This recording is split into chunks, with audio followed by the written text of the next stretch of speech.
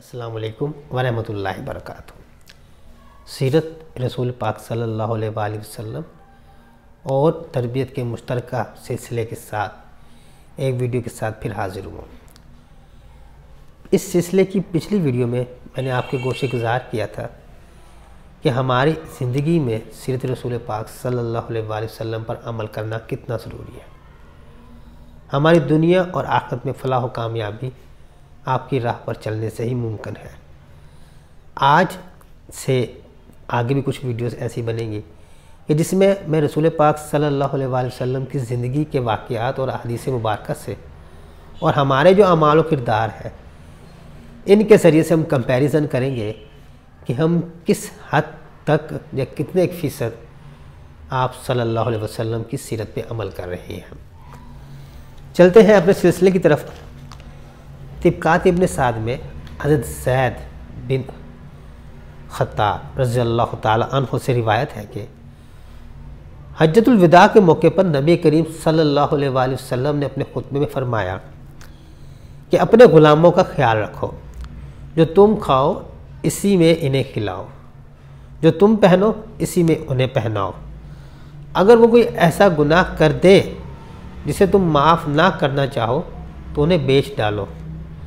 ऐ अल्लाह के बंदो, इन्हें सज़ा ना दो। अब ये थे अल्फाज आप सल्लल्लाहु अलैहि वसल्लम के ग़ुलामों के बारे में।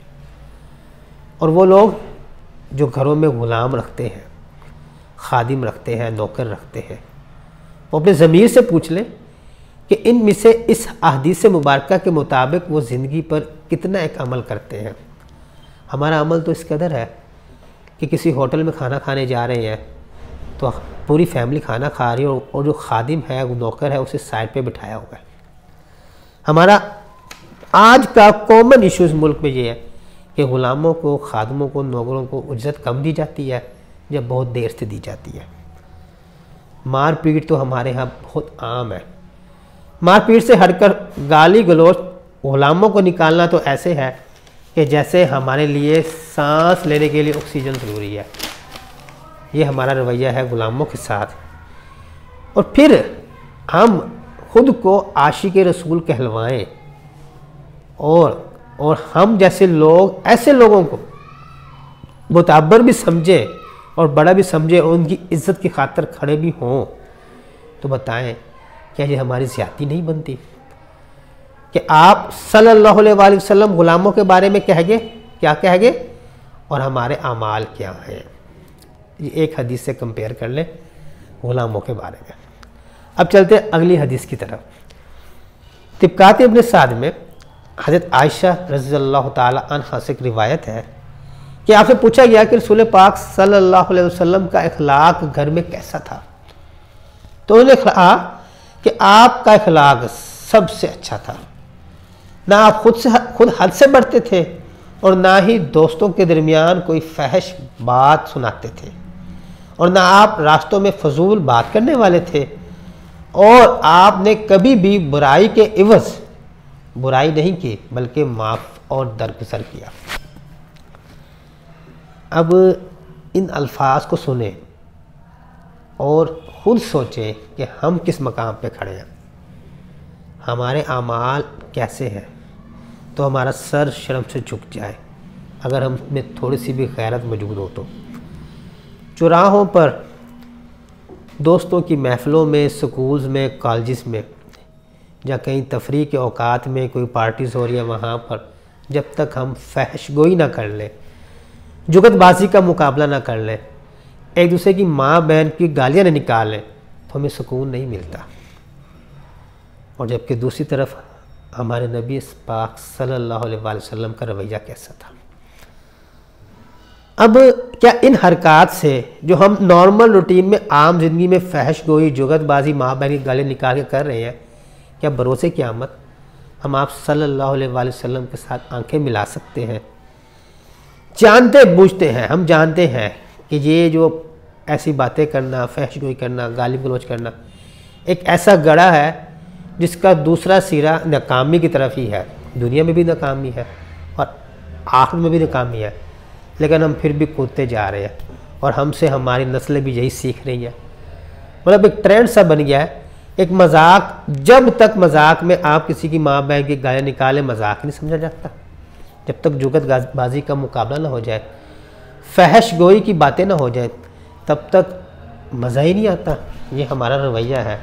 जबकि इससे बिल्कुल अपोजिट हमारे प्यारे रसूल पाक सल्लल्लाहु अलैहि वसल्लम का रवैया कैसा था, तो वो आप ऊपर हज़रत आयशा रज़ी अल्लाह ताला अन्हा की रिवायत में सुन चुके हैं।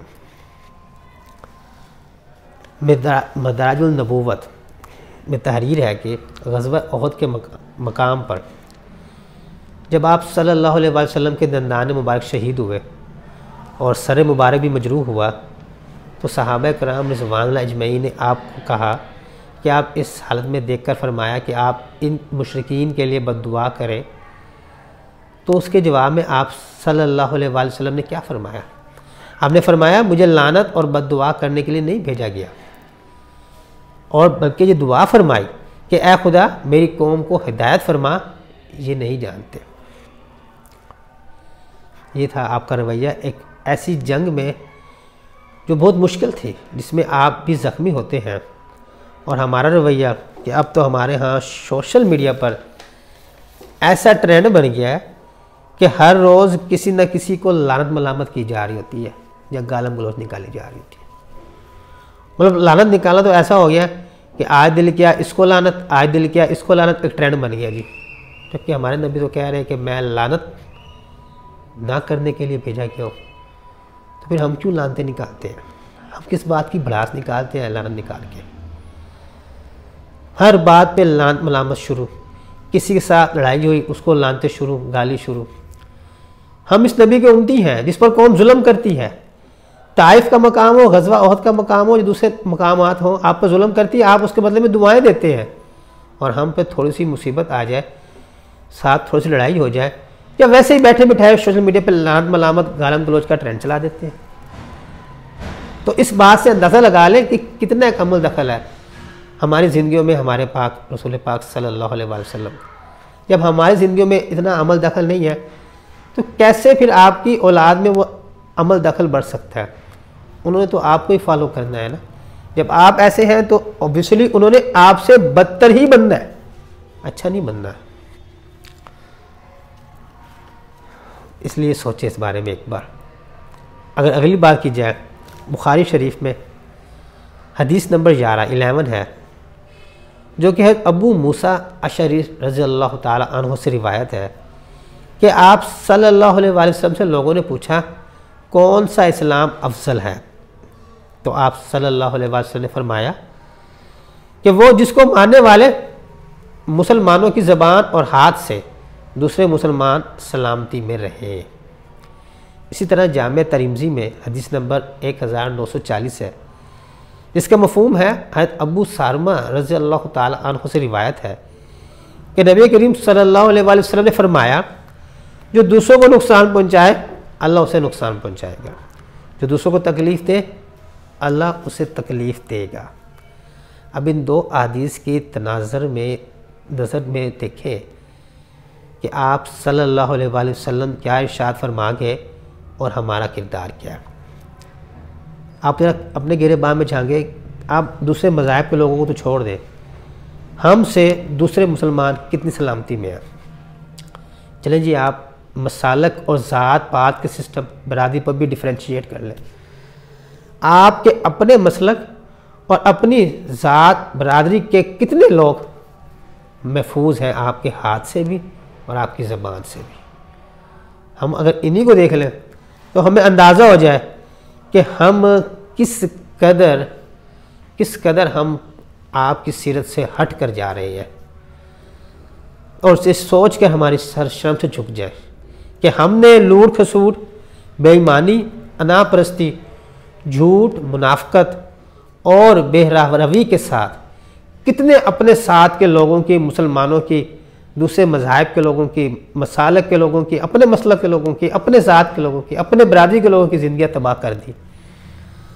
हत्ता कि हमारी ज़बान से तो वो मुक़द्दस और पाक हस्तियाँ भी महफूज ना रहीं जिन्हें हम सहाबा कराम रिज़वानुल्लाह अजमईन और अहले बैत कहते हैं। हमने तो उन पर भी लानत मलामत और गालम गलौज तक की है। और इस चीज़ पे देख लें, इस हदीस की रूह से देख लें, फिर हम किस मकाम पे खड़े हैं। और दूसरी हदीस की रूह से देखें कि जो किसी को नुकसान पहुंचाएगा अल्लाह उसको नुकसान पहुंचाएगा, जानते हैं हम, लेकिन फिर भी क्या वजह है कि हम अपने ज़ाती और वक्ती मफाद के लिए दूसरे को नुकसान पहुंचाते हैं, कि हमें पता है कि अल्टीमेट एंड हम पे नुकसान होना है, हमें ही उस पर भुगतना पड़ना है। यकीन माने आज जो उम्मत मुस्लिमा पर इतने कड़े और मुश्किल हालात हैं ना, तो उसकी वजूहात यही है कि हम मुसलमान दूसरे मुसलमान के साथ मुखलस नहीं है। आप मुसलमान को छोड़ दें, एक मसलक का आदमी अपने मसलक के दूसरे आदमी के साथ मुखलस नहीं है। एक ज़ात का आदमी, एक बरादरी का आदमी अपनी ज़ात और आदमी के साथ मुखलस नहीं है। जबकि रसूल पाक तो मुसलमान की सलामती की बात की। इससे आप खुद अंदाज़ा लगा लें, ये हमारा रवैया है। आज के लिए इतना काफ़ी। इंशाअल्लाह अगली वीडियो में हम फिर इसी तरह कुछ अहदीस और वाक़या की रोशनी में आपको और अपनी लाइफ को कंपेयर करेंगे। इंशाअल्लाह ताला अल्लाह आप सबका आप में नासिर हो और हमें इन अहदीस मुबारक पर और वाक़यात पर अमल करने की तौफ़ीक़ अता फ़रमाए। आमीन। अल्लाह हाफ़िज़।